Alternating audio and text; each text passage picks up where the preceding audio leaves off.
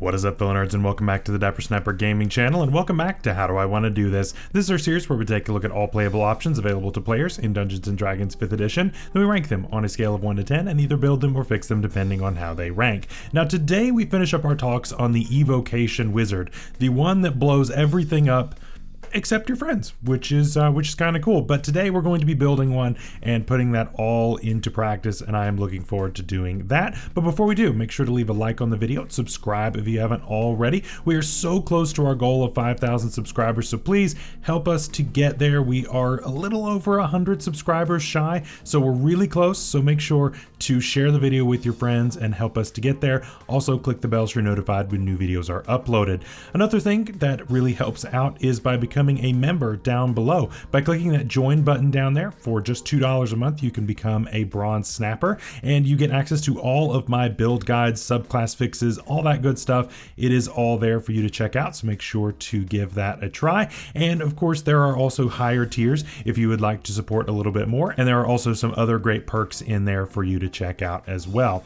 So this is a really cool blaster type of wizard. Now we talked about this on Wednesday when we ranked it. I'll put that up in the card above, and we talked about that maybe it's not the most powerful thing that's out there, but it's not a terrible subclass by any means, and it definitely helps out with a lot of your blaster-esque type of things. Our 6th level ability is a little lacking, of course, but the 10th and 14th level abilities are passable, and sculpt spells is pretty good. So there's a lot to like here, and we can really augment this with some smart building. So we're going to do that right after a word from our sponsor. If you are looking for a great gift this upcoming Christmas season, then the Wandering Tavern by Homie and the Dude is the perfect one for the TTRPG lover. This system agnostic setting features 15 floors and 23 unique locations for you to explore on a massive airship. Interact with the various factions to learn all of the mysteries held within this vessel. Learn recipes for unique benefits and even compete in a bake-off. If you like the work of Studio Ghibli, then this is absolutely the one for you. Learn more with the link below and use code DAPPER10 to receive 10% off at checkout. And of course, by doing so, you will be supporting my channel. Thank you again to Homie and the Dude for supporting the channel, and let's get back to the video.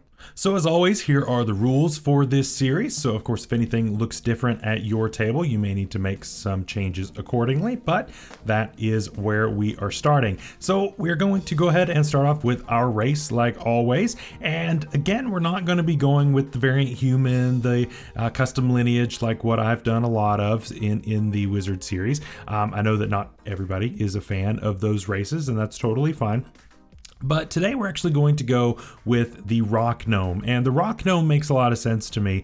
The biggest thing is gnome cunning, right?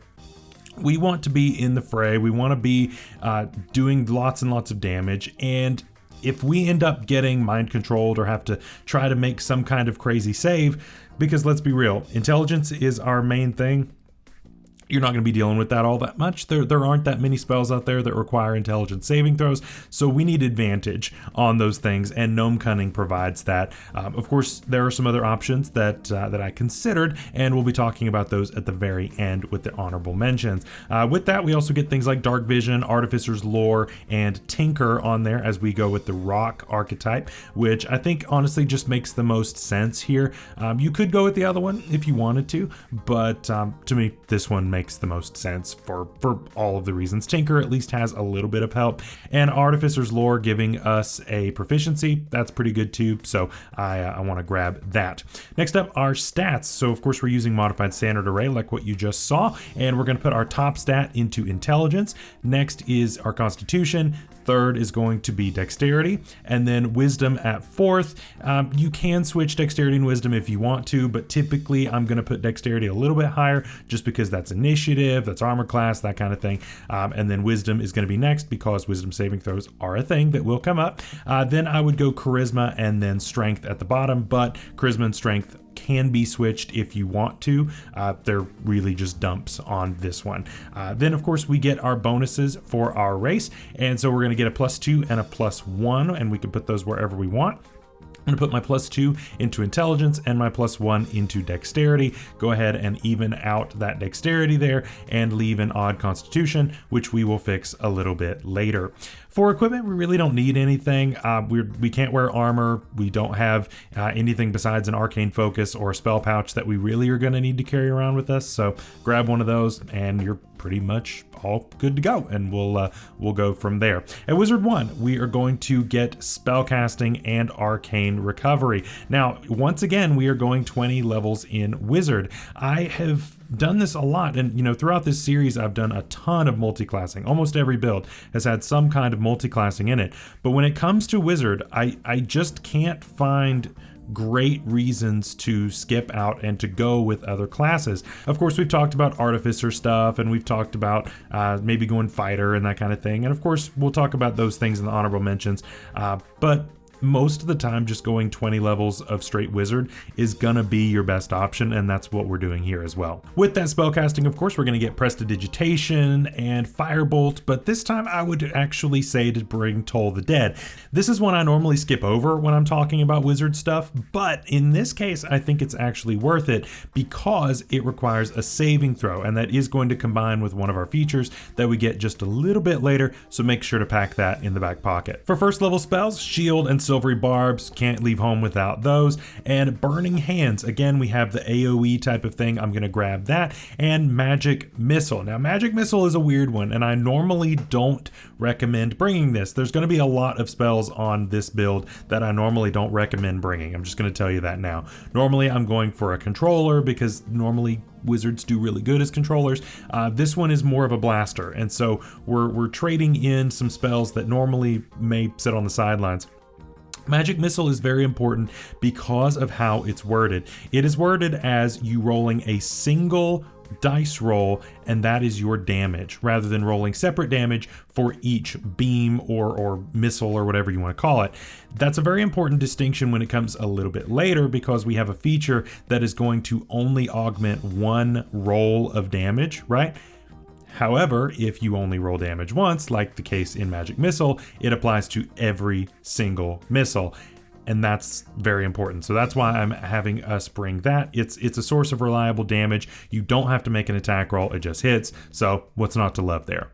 At Wizard 2, we of course finally get our subclass stuff, and so we get our Evocation Savant and our Sculpt spells. Sculpt spells, of course, helps us to avoid dealing damage to any of our allies that are up in one of our AoE spells. So if we have to cast that Burning Hands and your Barbarian or Fighter or whoever's in the way, you can just go for it and it will of course hit, and you don't have to worry about hitting your teammate, which is really, really good. It allows you to be a little more reckless, but it also means that you don't necessarily have to think about things as much, and it allows your Barbarian and your Fighter to not have to be so cunning when it comes to positioning. You can just nuke around them and it's totally fine. So there definitely are a lot of uses for this, and I can see this coming up a decent amount. Wizard 3 gives us cantrip formulas, which is decent. It's fine. If you mess up on what cantrip you brought, then maybe you can grab another one, or if you just need one for one level, you can grab a different one later.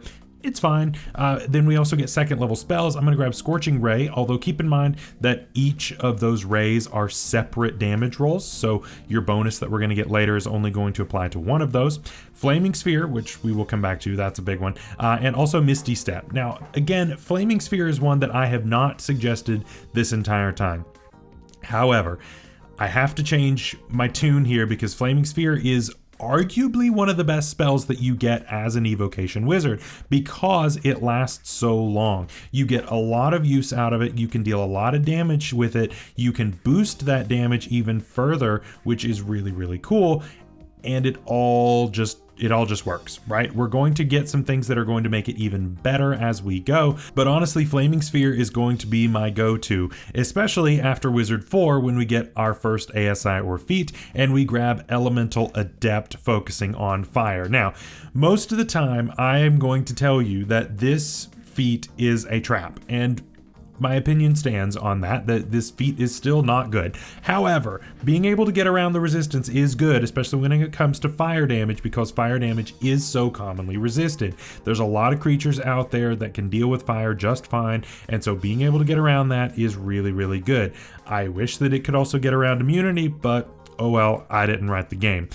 It is really nice though, and being able to help on your damage is fine, I guess. It's very marginal in that way, but getting around resistance really is the biggest thing.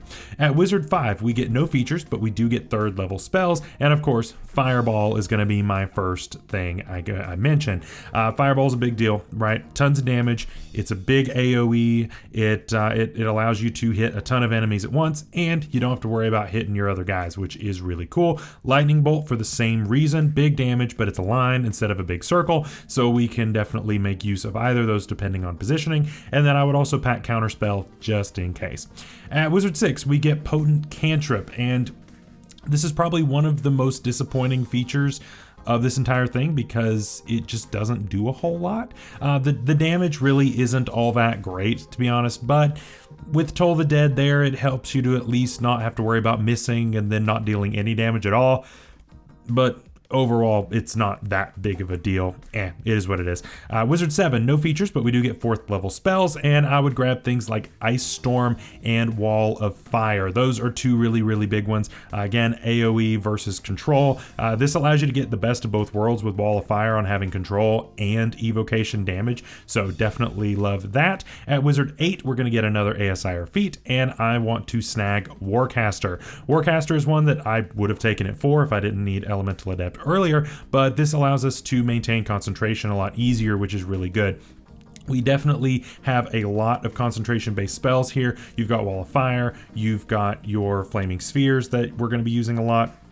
And with that, I need to make sure that my constitution is as good as possible, or at least make sure that I'm going to be able to maintain my concentration and have a bonus to my concentration check specifically. At Wizard 9, we get no features, but we do get 5th level spells. And again, for control, I'll grab Wall of Force, and then Synaptic Static and Cone of Cold for that AoE damage make a ton of sense here. At Wizard 10, we get Empowered Evocation, which just allows us to add more damage. Again, we're looking to boost up our intelligence as much as we can so that we can deal extra damage every time that we use an evocation spell, and so that is going to be super helpful. Keep in mind, it does need to be a wizard evocation spell, which is an important distinction, so we can't just go and get something from another spell list or from another class and bring it over. It does have to be on the wizard list, so just one thing to be aware of on that.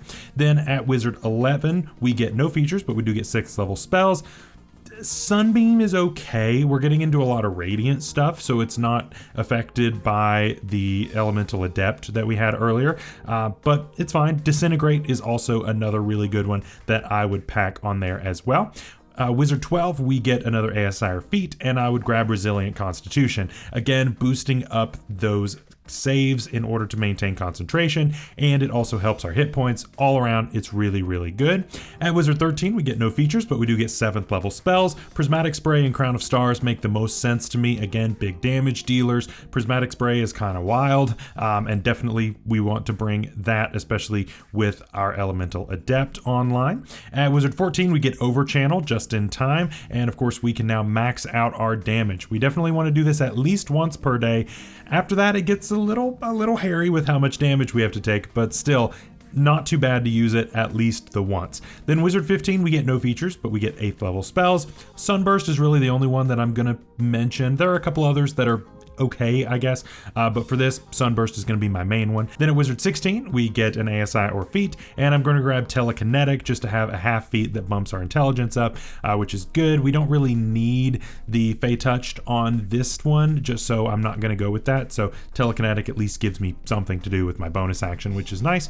Wizard 17, no features, but we do get 9th level spells, and Meteor Swarm makes the most sense to me on this. You could also go for Wish, because Wish is Wish, but Meteor Swarm to me makes the most sense if we are going for big damage. Then Wizard 18, we get Spell Mastery, and of course the ones I always grab, Misty Step and Shield, are going to be the ones that I want to be able to cast when I want. Then Wizard 19, we get an ASI or feat, and I would either bump Constitution or take the Tough feat. Either of those are fine. Both, of course, are going to help with your hit points. Constitution being boosted, of course, is going to also help with those concentration checks. So it's really whichever one you think you need more. And then finally, Wizard 20, we get signature spells and ones that I normally wouldn't pick, but Fireball and either Lightning Bolt or Counterspell. Probably Lightning Bolt, but definitely Fireball. Either way, we want those big damage dealing spells and we want to be able to cast them for free. So there you go. So what do we think of today's build? I think it's a lot of fun. It is a blaster, although I do think that there are probably more effective blasters out there, but still, it's a lot of fun and you get access to a ton of spells. And so you can really mix it up on how you want to kill all of your enemies, which is cool. For other racial options, these are interesting ones because I picked two specific ones that may or may not be allowed at your table. So the Rock Gnome, of course, is going to be widely available, but the Vidalcan may not be because that is a specific one. It's very similar to the Gnome, honestly, at least on the mechanical side. So if you might as well just play the Gnome, but I know that a lot of people really like the Vidalcan, so definitely consider that if it's allowed at your table. And then the Astral Elf is also kind of cool, being able to give us an evocation spell right off rip, which is kind of cool. Again, that is from Spelljammer, so if you don't have access to Spelljammer stuff, then this won't work for you, but again, it's an ask your DM kind of thing. See if this stuff is allowed. For other feat options, pretty simple stuff. Spell Sniper makes a ton of sense here, being able to extend that range on our spells and of course be able to hit around things like cover. Really, really good to have that around when that is our main focus. And of course, Fey Touched, we mentioned that in the build. It didn't work out for the way that I did it. However, it can be very effective if it works on the right build. And finally, I'm going to give two choices. Now, I normally always mention the Artificer and the Fighter. I'm not going to mention those because those are kind of givens here. So today I wanted to mention the Death Cleric. Now, the Death Cleric is one that is famously bad, and I actually did two fixes for this way back in the day. I'll put that up in the iCard above, and again, there are guides to those on my member page, but the Death Cleric is normally not that good. But if you take 1 or 2 levels of Death Cleric, you can actually get a pretty good bonus here to some of your necrotic damage dealing spells if you take just 1 or 2 levels of that Death Cleric. So it's not too bad. It's not too bad. I definitely would not take more than 2 levels, but even just 1 is probably enough. But yeah, make sure to check that video out. And also the Draconic Sorcerer. The Draconic Sorcerer is a really cool one as well. I'll throw that up in the iCard above as well if I have any left. But yeah, the Draconic Sorcerer is pretty cool. So of course we could go with a fire type of dragon here. So maybe a brass dragon, red dragon, whatever it is. And then we get some pretty cool perks when it comes to that. So definitely consider doing that. I think that really, really helps. It helps with our ability to survive hits, which is great. You don't have to rely as much on things like mage armor because you actually get a help to your AC, which is pretty cool. And of course, a bonus to different types of spells and that kind of thing. There's a lot of really cool stuff to love about that race. So definitely check that out as well. So that's all for today's video. Hope you all enjoyed. Next week, we move on to another not homebrew, but might feel like homebrew. It is the Graviturgist Wizard, and that is going to be another fun one. We already covered, of course, the Chronergist a few weeks ago, and so now we're covering its counterpart with the Graviturgist, and we will just see how that goes. So until next time, stay safe out there, stay healthy. We'll see you later. Bye-bye.